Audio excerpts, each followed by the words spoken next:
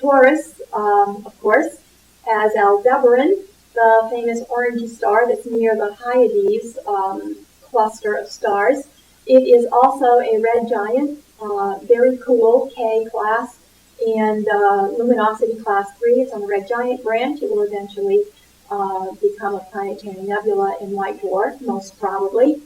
And also in Taurus, we have the M1, the Crab Nebula. And the Crab Nebula is actually the result of a Type 2 supernova event that collapsed into a pulsar and left a remnant behind.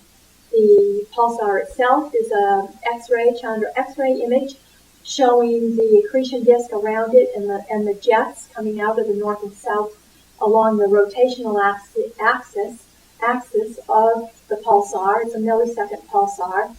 The red is infrared data from the Spitzer mission, and the yellow is optical data from the Hubble mission.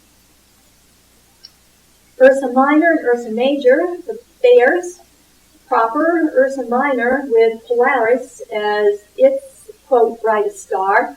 It's an F ultra-luminous class star. So Polaris has actually left the main sequence. It's left the main sequence quite a while ago. It's now a class F spectroscopically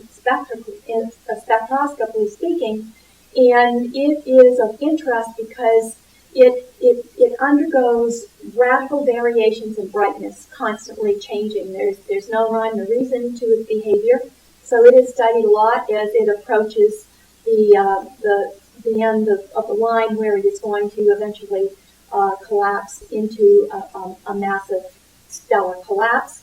And then in Ursa Major, there's Mizar and Alcor, and Mizar is a main sequence star, and most people know that there is really two stars there. Alcor, you can't really see it, but it's really a 6-star system. But Mizar is a binary star system, and Alcor is composed of 2 binary systems, so that you're actually looking at 6 stars there. In Virgo is Spica, and that is transitioning. It's off the main sequence into a subgiant to a red giant branch, and it is actually comprised of 2 stars that are so close together that their shapes are seriously distorted by the gravitational interactions among them. So recapping just a little bit, the stellar evolution portion of this, which I've already been talking about the evolutionary sequences of the stars that are in the ID section. So they, from the stellar nursery of star formation complexes, you form protostars. The mass of the protostar ending up being different masses for the stars themselves when they're on the main sequence. And once you're on the main sequence, the mass that you have determines your longevity as a star. The more massive, the shorter you exist. The cooler you are and the least massive you are, the longer you exist. Red dwarfs take about 1 trillion years until they will radiate away all the energy that they have and form a white black dwarf, and the universe is nowhere near old enough for any of those white dwarfs to have transitioned into black dwarfs yet. When you have more massive stars and they go through the sequence of giant or supergiant, red giant, and then they are going to collapse into Type 2 supernova remnants with stellar cores, neutron stars, pulsars, black holes.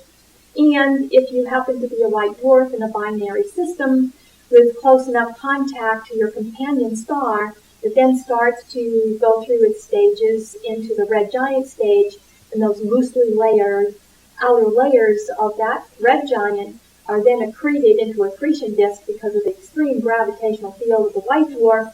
And if enough of that material gets dumped from the accretion disk onto the surface of the white dwarf, it will exceed the Chandrasekhar limit and initiate that runaway fusion process in the core of the white dwarf, and it will be destroyed as a thermonuclear event and leave the remnant behind with no stellar core.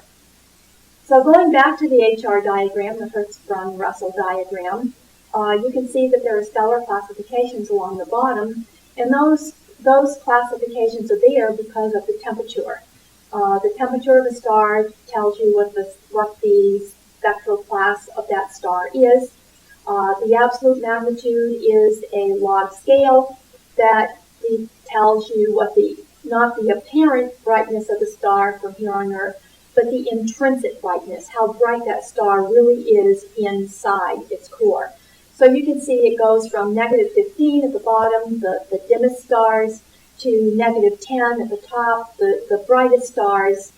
And also notice that the O, at the O origin, that is the hottest class of a star, and that's also at the origin. So the top left-hand part of the HR diagram is where the hottest and most luminous main sequence stars are, and then it transcends all the way down to the right-hand corner where you have the dimmest and the coolest stars. But notice if you are transitioning across the main, from the main sequence over to the giant or supergiant branch, you are going to transition from O, B, A, F, G stars into G, K, M stars. So in that upper right-hand corner, those are very, very luminous, but they're also very, very cool. And luminosity is based upon the sun's luminosity. We just arbitrarily say that the sun is one solar luminosity, and then base all the other stars' luminosities relative to the sun. Here is an HR diagram with a plot of many of the stars that you need to know for this 2016 competition. There's Rigel, there's the Neb. Look at where Polaris is, halfway between the main sequence and the supergiant branch. Betelgeuse is way up there, Antares is with it. There's Aldebaran. And then in the main sequence stars, you see Mizar and Vega and Altair, Procyon, and then there are two white dwarfs on the white dwarf branch, Sirius A and Procyon, Sirius B and Procyon B. So the spectroscopy, or the study of the spectrum of stars, is used to determine its temperature, and that tells us what the composition and the age of the stars is. It tells us its evolutionary sequence, and you can see the differences between the Sun, a G2, Arcturus, a K1, which is cooler, Procyon, an F5, which is hotter than the Sun. Arcturus is cooler than the Sun. You can see minor differences, and that is the entire optical part of the spectrum for those three stars.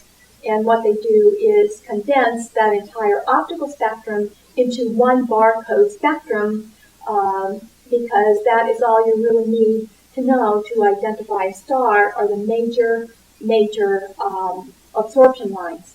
So they take those absorption spectral images, they look at them as a spectral plot, so they can then look at the Heidegger-Balmer lines to see how strong or weak they are, and then they apply other Fraunhofer lines from other elements, such as calcium, and line them up with those absorption lines to determine the exact composition of those stellar surfaces.